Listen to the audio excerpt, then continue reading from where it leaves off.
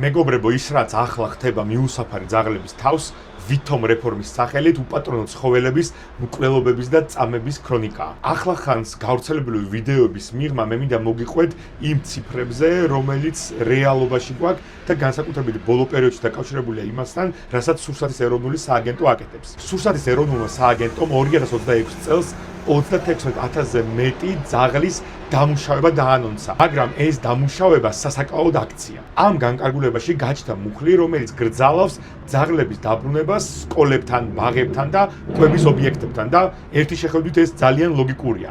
თუმცა ეს არის ბუნდოვანი ჩანაწერი, რომელიც მათ აძლევს უფლებას ნებისმიერი ძაღლი გააქრონ. შეხედეთ ზუგდიდის მაგალითს.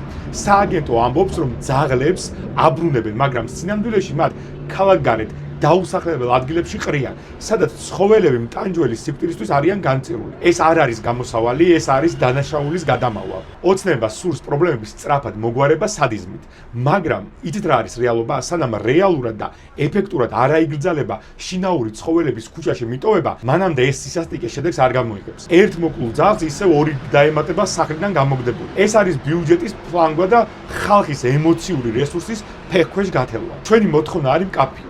სტერილიზებული ცხოველები უნდა დაბრუნდნენ თავის არეალში. ეს საერთაშორისო სტანდარტია. უნდა შეწყდეს უკვე სტერილიზებული ძაღლების ხელმეორედ გადაცემა.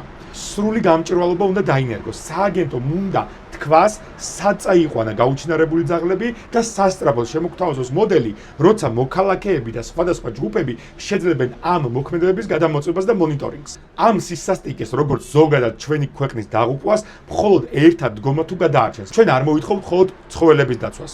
ჩვენ მოვითხოვთ, რომ სახელმწიფო არ იყოს სადისტი და მატყუარა. შევხვდებით აქციაზე.